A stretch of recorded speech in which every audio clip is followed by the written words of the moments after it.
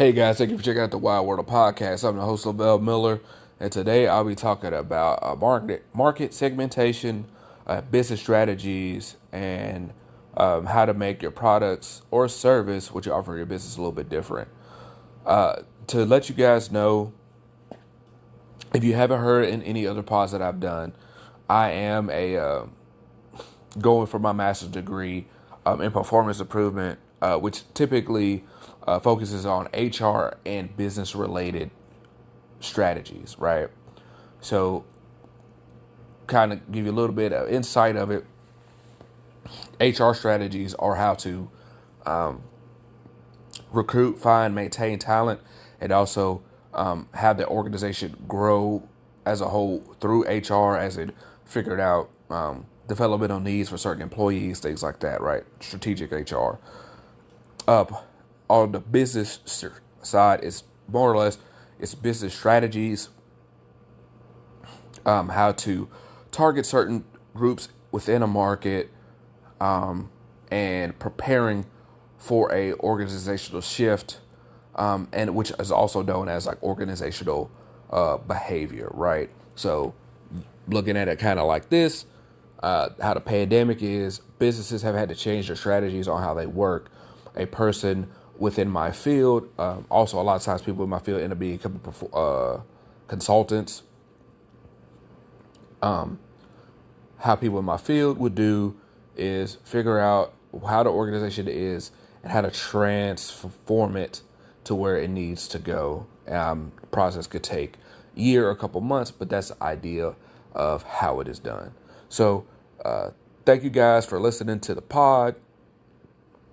Remember, always like, comment, subscribe, share it around, and I hope you enjoy it.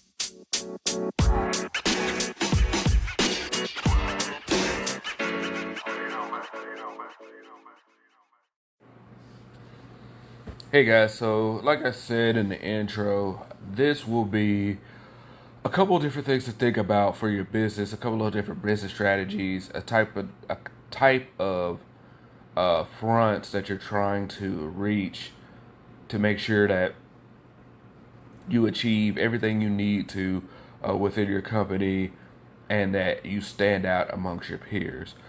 A lot of times we start businesses and not think about other things than, oh, this person's like this, so I should do it.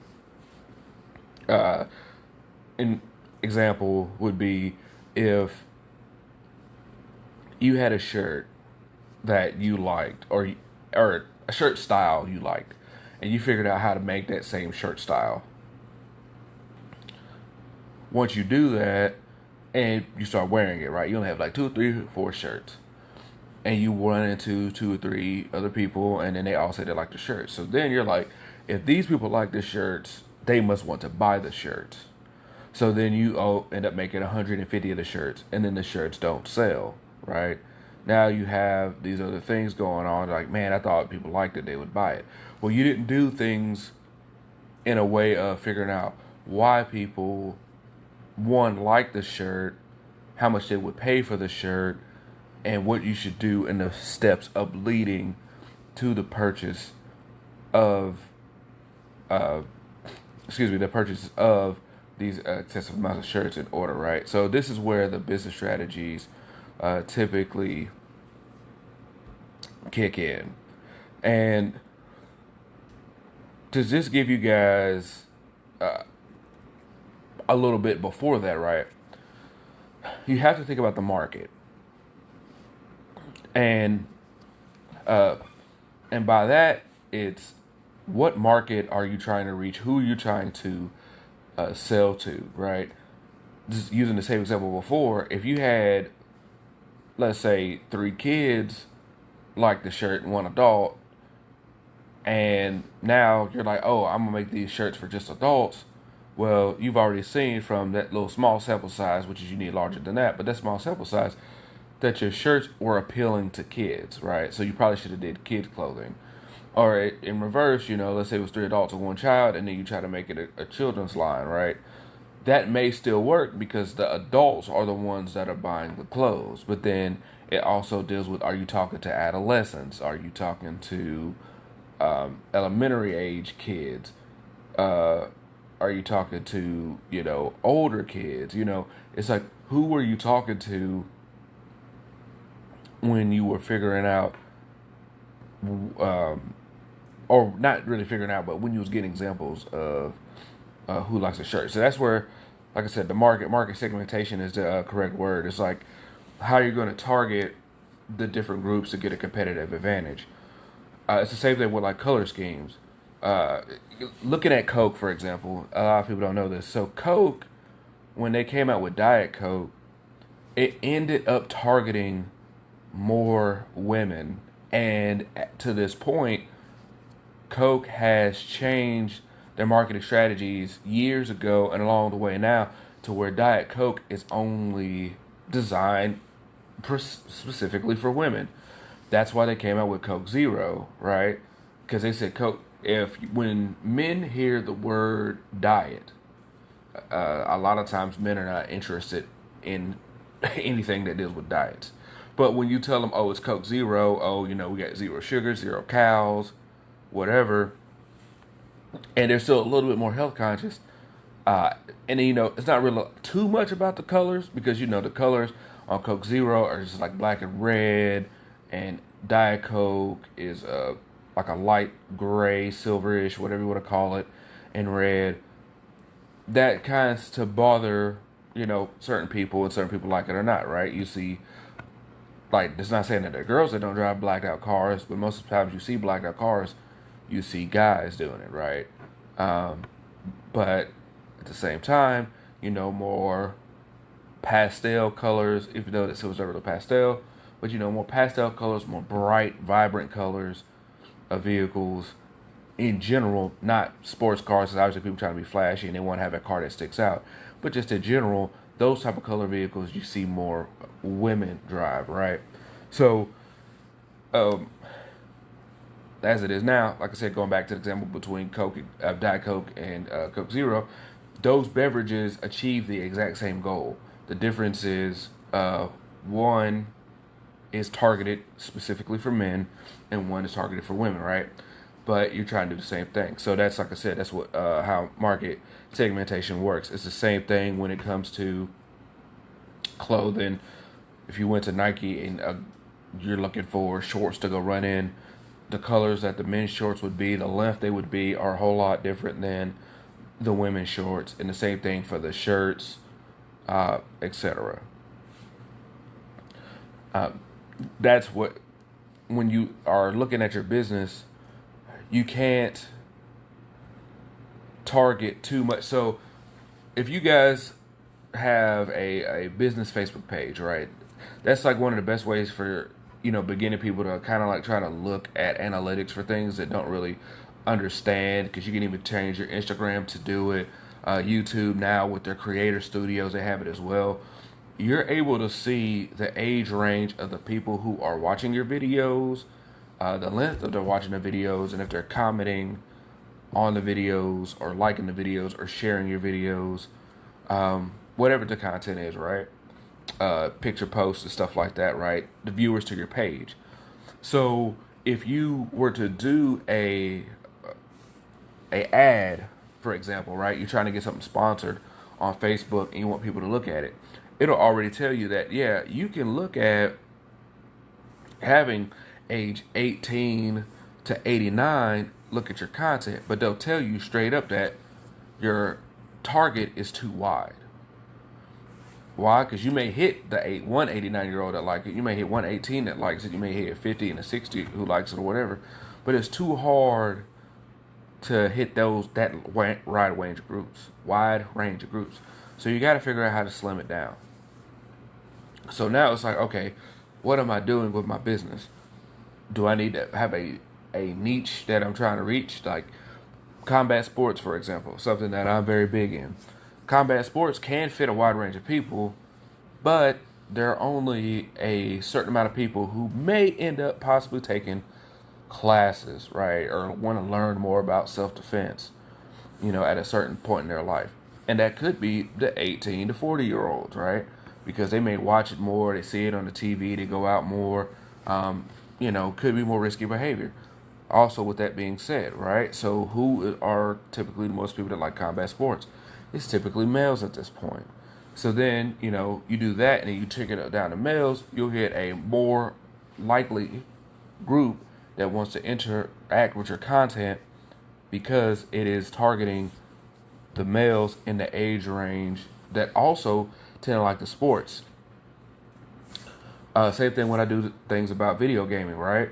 If I do video gaming, depending on the content that I'm doing, I still, for my sake, I will only still do maybe 18 to the 40-year-old range. Now, mind you, obviously there are 12 or 13-year-olds who can come across your content, but I'm not going to target them, right? This is me personally. But some people could do that if you wanted to lower it down, because while you probably do have more 12 and 13-year-olds who are playing video games on a more frequent basis using the technology of the smartphones, laptops, whatever, and would actually sit there and watch your content more than somebody else, right? But you have to figure out what you want to do, the games that you're playing, the language that you're using while you're playing the games. All that is a factor that you have to think about when you're looking at the market you're trying to target. My son, I want him to stream. Eventually, I'm going to have him stream, and then he'll be doing his age range, right? My son is 5, about to be 6. I'll put it on there for him when I have him streaming from, let's say, 4 to 10, right? Because he's going to get a lot of kids in that age range. They're going to want to watch a kid a little bit younger than them or the same age as them play video games and do it very well at a high level. So when you, like I said, so like there's when you talk about the segmentation, there's a couple of different strategies that you can do, right? So you have standardized is typically the, excuse me, basically this is what we do for the average customer. So it's like, like I said, most people I'll go buy toilet paper. They're gonna buy cheap, the kind of the cheapest toilet paper, somewhere in the middle, right? So where, let me see here. Let me try to think. Like, you may not buy the Kroger brand toilet paper. You may not buy what's another toilet paper company off the top of my head? Cottonelle toilet paper, but you might get the Angel Soft. You know what I'm saying? Because the Cottonelle might feel better, but it costs a little bit more than the Angel Soft. And then we already know how cheap the store brand toilet paper is. And Angel Soft can just get you right there in the middle of the price point of what you're looking for. That's kind of what standardization is. It's just like, hey, what is the average person going to look for when they come in the store type idea. Segmentation strategy, like it pretty much goes back to what I was saying about like Coke, to where you're like, oh, let's target different groups. Coke Zero for men, Diet Coke for women. Same thing when you look at restaurants, like with certain drinks, right? You may have to see Jack and the Coke or like a girl's best friend, right? These are these are drinks still at the same venue, but a lot of times when a guy sees something that says a girl's best friend, they're not going to drink it. But that Jack and Coke, very cut and dry, they'll probably drink it. Not saying that men and women won't drink the other, but that's just the thing, right? So you're being different in that way. And then focused is when you're just trying to say, this is the group that I am specifically targeting.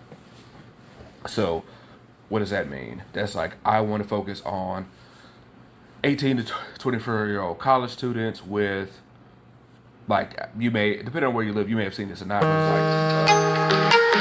like, get that off. Sorry about that. Y'all may end up hearing that. But like college hunks haul junk, right? The idea with that company, or it started off with, was having college guys look pretty good, young, attractive males. That's the same thing that they have on the on their trucks. I mean, even though it's a picture or whatever, that's the idea. 18 to 24-year-old males hauling things for, young college guys, ambitious, uh, whatever, right? So that's who they wanted to target for that job, and then people who would be apt to wanting to hire those young men, and possibly women at this point as well for those jobs. Uh, so, and then another way is like how I'll mention this as well for other companies that people don't think about is Walmart is pretty much a standardization because why Walmart is going to have everything you need in a wide range, and then they're always going to make sure that they have the products that people want. It's just kind of like in the middle. Toyota is the segmentation based off of the tiers with them. Because, like I said, I did mention Coke with their products, but a lot of people don't know, or they should know by now. Toyota owns Scion, obviously the regular Toyota brand, and Lexus.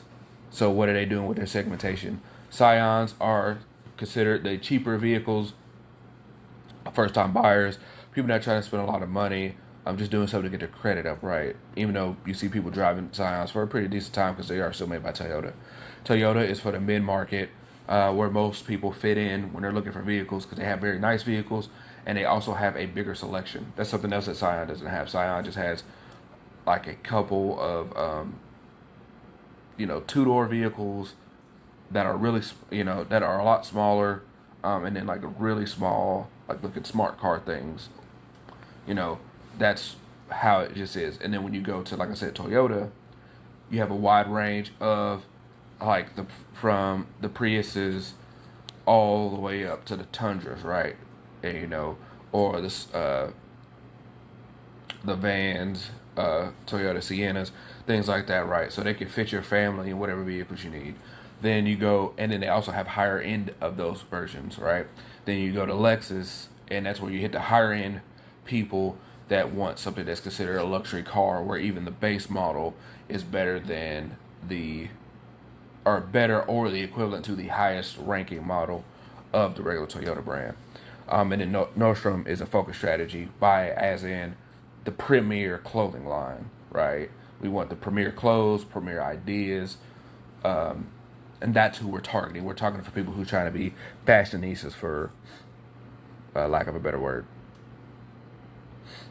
But if we want to, so that's just kind of like that's just like a little bit starting, right? So these are kind of those little things are things you have to think about for your business and where you're trying to go. It's like, how am I targeting a certain market?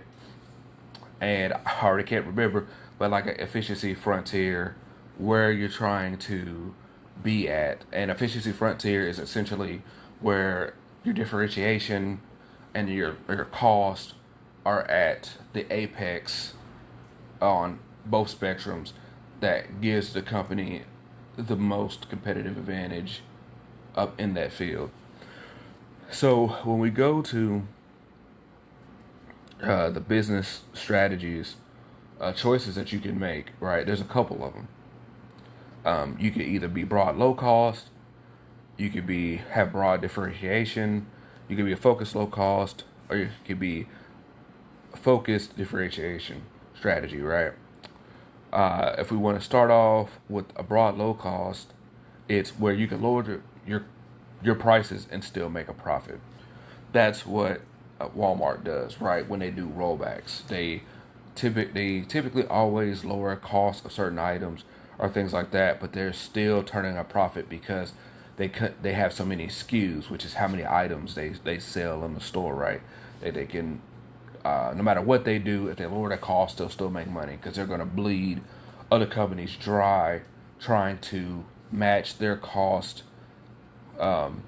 with the pricing. Because if you guys already know this, which is we'll get into in a little bit second here, if you buy things in bulk, you get a cheaper price on it. And Walmart can buy more at a lower cost than your mom and pop stores can. Broad differentiation is kind of back, like I said, about Toyota with having the three companies of vehicles all under the same house, but you're targeting all different groups, right, within that, different segments. Then you have your focus low cost, is where you want to be the low cost person in that space, right? That's typically where all like your dollar stores kind of kick in.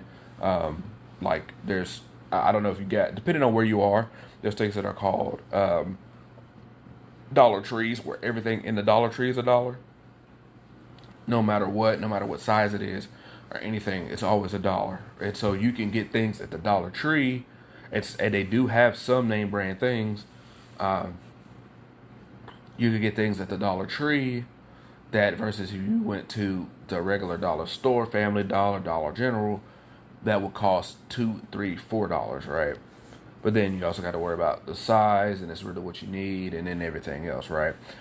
Typically, when you look at the focus at being low cost, it's really a low skew and having the ability for a person to buy it in bulk. So that's like, uh, well, not Walmart, I'm sorry, Sam's Club and Costco's, for example, right? If you have a Sam's Club or Costco card, you go in there, you obviously know you get to buy things in bulk, right? And then it tells you what the item price is per unit. Um, since they were able to get it from a cheaper deal, they're able to once again pass the cost savings off to you at a significantly uh, discounted price for them, and you're getting more. And another way that um, we can kind of get into this too is like what you try to make yourself to look different is Costco's and Sam's Club typically don't have bags, plastic bags, because that's another accrued cost that drives up prices on a lot of things. So when you get the items there, you either have to buy it. I mean, you buy it and then you don't have a bag. You just got to put it in your vehicle as is. Or if they have boxes there, you can use the boxes to be able to put your items in. But you always have to realize when you go to those places, it's like you're buying more to save more in the long run. So it may look at you may look at something and be like, man, this thing is $30 or $40, but it's like, is it $30 or $40? But how much you are getting compared to buying it at another store for, let's say, $10, and then you have to get it 4 or 5 times within a span of a couple weeks, that you could have just spent $40 up front. You don't have the trips to the store as frequent with the gas anymore. The time just waiting in the store, waiting in line to check out, things like that. So those are things to factor in when they use that strategy. And then the focus differentiation strategy is when you know what you're targeting,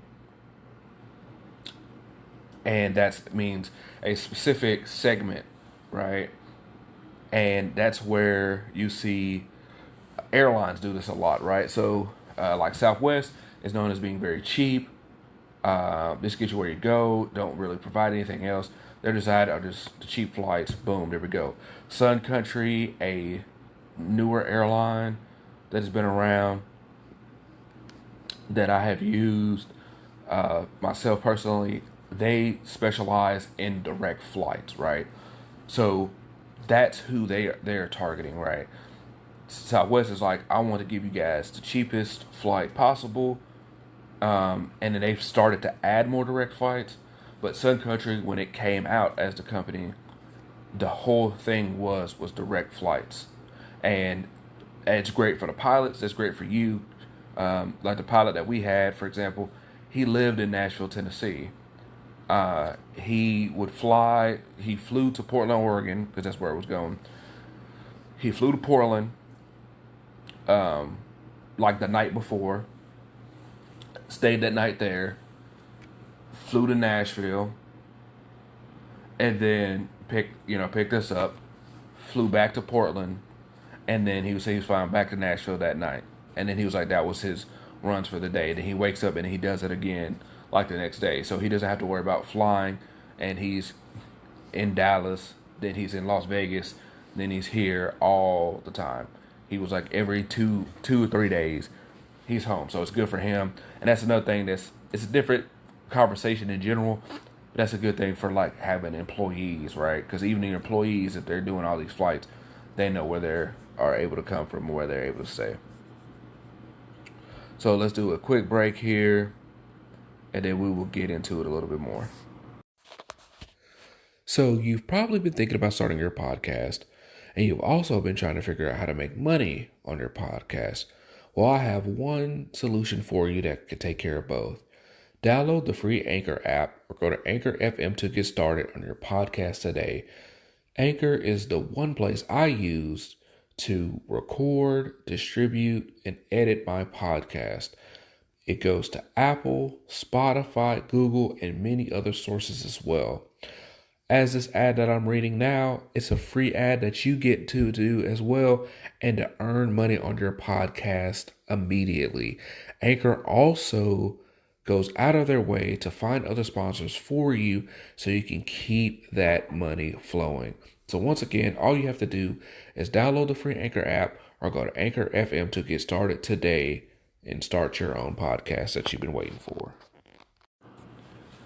All right, let's get back into it. Appreciate you guys. If you guys listen to that ad, or we that's things we have to do. Right, to promote the pod, to help it grow and let other people know about the great abilities that you can have by using the Anchor platform. So everything I gave you all, just kind of little different things. Let's circle it back to how it can pertain and try to help your business, right? What you're looking to do here is find, when you are starting a business, you have to find a strategy that you decide to use that's going to help you achieve the goals that you're looking to achieve, right? Too many times, it's like, the first case study I use as an example is somebody told you that they liked your shirt, and, a couple people told you like a shirt that you made, and you decided to go ahead and mass produce a bunch of these shirts without anybody actually buying them, not getting any pre-orders, not anything like that, right? Not every business is not the same, right? Because some businesses you're selling a service, not an actual product, right? So if we want to talk about that for a little bit,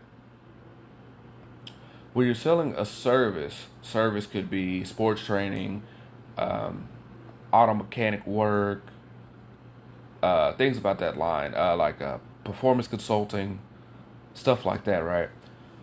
When you are selling a service,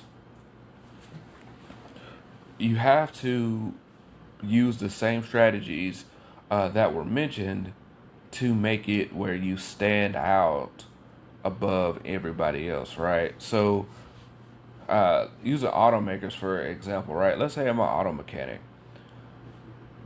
Is it beneficial to me to go out and get the cheapest products possible to put the vehicle back together?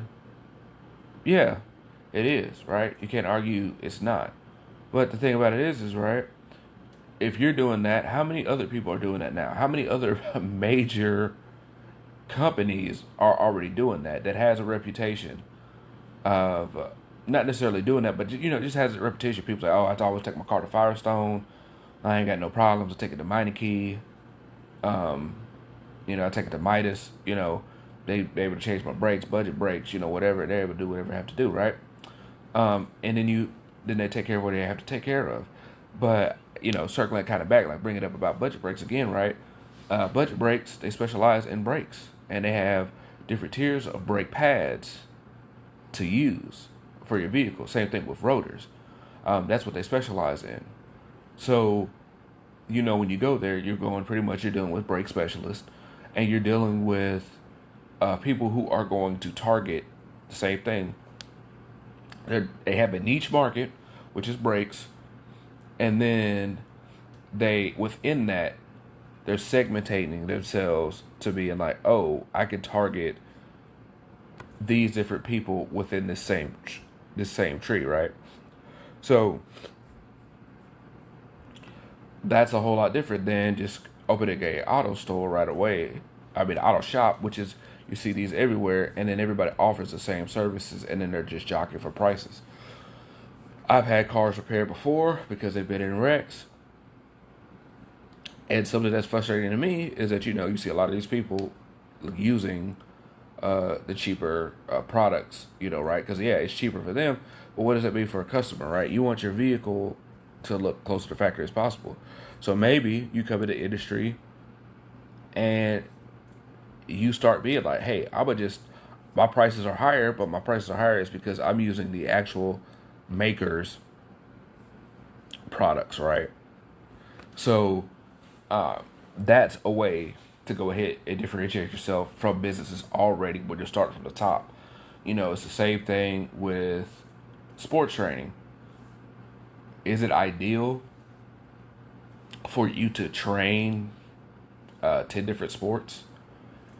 No, because unless you've played the 10 different sports and not only played them, but played them at a high level, which would I consider college for the most part. Some high schools in certain states are definitely pretty decent high level talents and things like that. Or even if you didn't play in college, but you did some national stuff. Internationals would be even better, but just some national stuff. That's a difference. So then you're like, okay, well, let me see, figure out what can I do? What can I do the best at, right, with this service? It's like maybe I'm better at strength and conditioning. Maybe I'm better at the football aspects of football drills. Maybe I'm better at the basketball drills, right? Now, that's what you want to do, and that's what you're looking at targeting. When you start telling people, I'm going to have 10 different, I teach 10 different sports, come, and, you have a great time and fun, and I can do whatever you want. Depending on outside looking in, a lot of people are going to be like, oh, this person is not going to have what I need because they're too broad, right? It's a, the person is like a master of one or a master of none, right? Type of logic, which means you either be really great at one thing or you could just be average at everything else, right? So, but once again, it's not like saying you can't help nobody to get anywhere, but then that's also going to figure out where you're going to be targeting, right? So let's say you are a really good, using that same example, keep going. If you use a really good high school athlete, you might only want to teach high school, middle school, and not collegiate athletes. But once again, if you end up getting the education that you need and you're really good at the performance side of it, which means strength and conditioning, reaction time, things like that, maybe you now can teach the college athletes a little bit more, but that doesn't mean right away that you should just jump into the college realm without having proof of your ability at the high school realm. It's the same thing for coaches, right? They're not going to hire a coach to teach college unless this person has played that sport before at a high level in a position to where they had to think, right? You don't see defensive linemen, for example, and there's no slack to them, but you don't see a lot of defensive linemen automatically getting head coaching jobs, right? It's normally like the middle linebackers, the person who has to call out plays, and the quarterbacks. It's the same thing. Wide receivers, halfbacks, you don't see a lot of them getting head coaching opportunities right away. They're more or less position coaches because while they have a great skill set, their skill set was not designed for having to call out plays, see different things, make audibles, do auto changes right this. You made line adjustments, things like that. Route adjustments on the fly is not the same as having a command of an entire squad unit, right? Products in general, when it comes to, so that's more or less like on the service side. When it comes to products, you don't want to have 100 different things at one time. And we'll use, the first example I'm going to use is Segway. And this may be the only example I need to use. So if you don't know what Segway is Segways are those things that you see a lot of mall cops ride in the mall. You might see them downtown, depending on how large your city is. It's pretty much like, how to describe it? It's pretty much like a two-wheeled, what would you say, unicycle? that's supposed to be considered all terrain. Well, when Segways first came out, the company's idea was y'all figure out a use for it. And you can look this up, right, if you decide to. They was like, y'all look, y'all do what y'all want with it. And it's like, what you mean? And they had commercials where it was like, use it to go around downtown, use it to go to work, use it to deliver the mail, use it to, for kids to play in the neighborhood, use it for your trips in the mall, use it for your trips around the amusement parks, use it for over here, use it for over there, right? What happened is they gave, when you, as a person, when you see a object that is used for so many different things, you keep thinking of what can I use this for, right? And that's a problem that they ran into. It's like, what can I use this for? Instead of being like, oh, I could use, like, if you specifically targeted Segways it is used to go, to travel around the mall. The person who's, it's better than an electric scooter. For people, because you get to sit up higher, you get to see a little bit more. It's a little bit faster, things like that. Or, use it for downtown tours, things like that, so you're not having to walk everywhere downtown. When you do things like that, right, you automatically target businesses to do that are in that industry to be like, oh, we can use Segways for that. Instead, they created a problem where people are in these meetings talking about buying Segways. They're like, I thought Segways were used to go the examples I just used, right?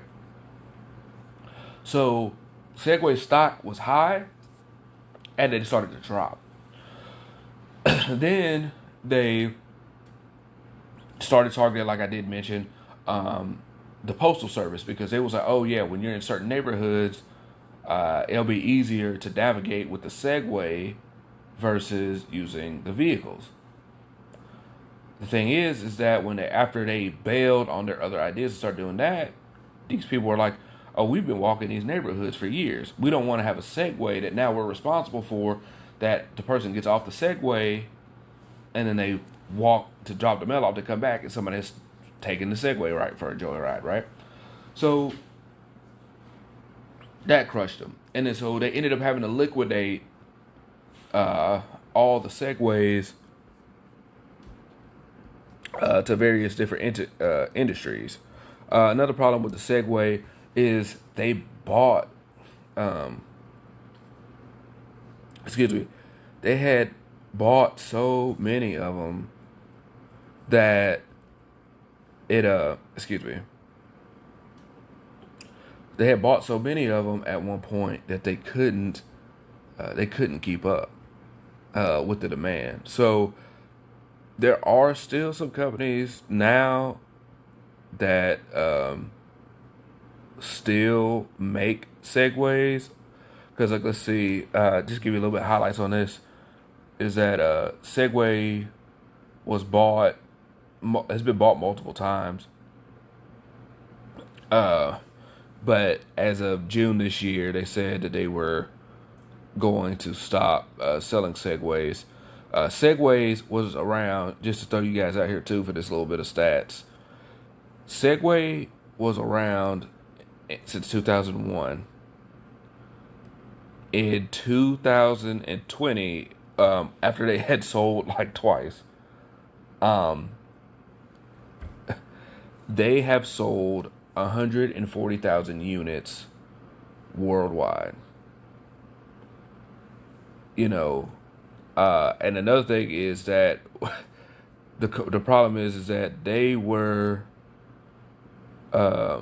they cost so much money from the start, because once again you're trying to target a certain market, right? Businesses are not going to pay $5,000 per Segway, and especially if you're talking about in 2001. So that was a problem. Is those costs were high, and then not only was those costs was high, people couldn't figure out what they wanted to do with the Segways. So, trying to kind of clear it up for you guys and muddy the waters a little bit. When you have a product, your product needs to reach a certain person. Who are you trying to reach with this? Also, where are you trying to place yourself in the market with the price? Try to make this story right here, I'm going to use a little bit shorter. So, if you guys watch basketball, you probably know who Lonzo Ball is. He's a point guard for the Pelicans. He used to be on the Lakers. He was traded. His dad, LeVar Ball, made headway in the sports world a couple years ago, right? He's since fallen off to the wayside because they have taken him off the air for certain comments that he had said. When Lonzo's shoe was dropping with his dad's company, Big Baller Brand, they had a choice on how they wanted to set at the market. They could have stayed at the, and then this was talked about years ago too. But so I'm just rehashing kind of things that were already said. The target that they could have did is they could have said we have $100 shoe, $100 to $120 shoe, right? That fits at the price range of some KDs, some Kyries, and or all Kyries, I believe, and Paul George's shoes, right? And of course, I know different companies have brands too, but I'm just using these kind of. I work for Nike for a little bit, so I'm using Nike since I know those price points of those shoes a little bit more. So you had those, right? Not only that is a lot of team shoes. Well, actually, yeah, a lot of team shoes for Jordan and stuff kind of fit in that same price range, right? You could have went to the higher end, 150 to 200, and then what are you doing there? Now you're running into the Kobe's, the LeBrons, price points. Some of the other KDs, the ones that aren't the team shoes, some of them were about that high. Not too many of them, right? Then, and, of course, people, you're not supposed to use these for basketball, but then you also got to worry about the retro Jordans, right, that come out. They fit in that same category too, 150, 200, and a little bit more. You could have went lower end, which is, once again, if you went to like let's say $60 to $80, right? Now you're running back into Nike team shoes for basketball, things that people ain't really trying to play with, and then lower than that, or even still kind of in the lower end tier, you run into the Starberries, Stephon Marbury's shoe. If you guys didn't know that, his shoes in that price range. Shaq's is in that lower end of the price range. The AND1s, once again, Nike has team shoes in that category. Same thing with like the D Roses. The D Roses were like, I think they were higher in $100-something, and I know it's kind of bouncing around now. His shoe, I think Klay Thompson's shoes around the same point.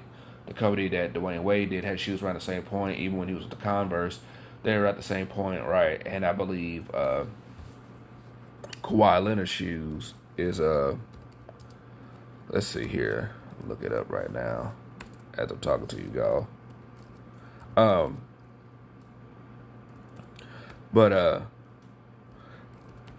what they did is decide to reset the market and start selling these shoes at I believe it was like the higher end, like the $250, $300 price points, right? Like Kawhi Leonard shoes right here, he's like the 150 range. But anyway, so and it was like, why are y'all doing that? And the points are, it's like kind of like what I just mentioned, right? What is your comfort level? If I've been buying shoes from Nike for X amount of years, I know what type of quality I get with certain price points. So if I'm comfortable with getting shoes that Kyrie and Paul George and KD wear on the court, right? So we actually see these people wearing these shoes on the court. You would be like, these are, pretty good, pretty decent, right? I can appreciate these shoes. But if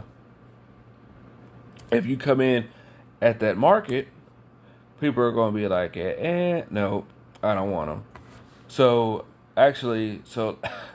looking at this, the shoes I thought they were 300. The Lonzo shoes when they first dropped out, they were $500, completely changing the market. And the thing about it is they got the pre-sales. they got the pre-sales that they wanted to. That's the thing. That's the craziest thing about it all. Um,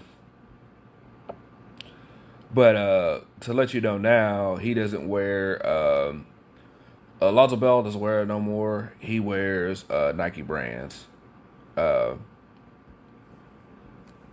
Nike brand shoes now. So it is it's a big thing right here. So anyway, really trying to wrap it up because I know it's a lot of content and a lot of ideas and thoughts I gave you all. When you have your product, you have to decide where you want to fit in the market, right? What group you want to fit, and do you believe that what you're trying to sell can either reset the market on the price, or does it, or can you fit and play with the people who have been at that level for a while? Dell Computers is another thing to use. Dell Computer reset the market when they started selling the computers online back in 95, right? I believe 95, nobody was selling computers and stuff online. Everybody had to go in the store, but that's what they focused on. After that, they reset the frontier, efficiency frontier that I mentioned earlier, and now all the companies are still having to try to play catch up to catch where they're doing, because Dell, not only did they do that, but to go ahead and give them another competitive advantage factor, they let you start building your own computers from Dell, right? Now they ended up changing strategies as along the way about how much they will let you change in the computer, probably due to cost or whatever. But you could still, to this day, go to the Dell website and choose the base computer that you need, and then choose certain things you could change, like the graphics card, the amount of RAM, things like that. So that's what they did. So anyway, back to your products. So it's always about our products or services. Who you're targeting, the age range. Don't worry about targeting everybody, because you're going to get stragglers within or out of your age range. That's not the idea. It's like the idea is to figure out who you want to target. What's the best way to reach that group? How to make yourself different from other competitors in the space, and also the quality that they could get in the space. Superior quality, which could come from customer service, products, things like that. That's what drives more businesses to the top for success, right?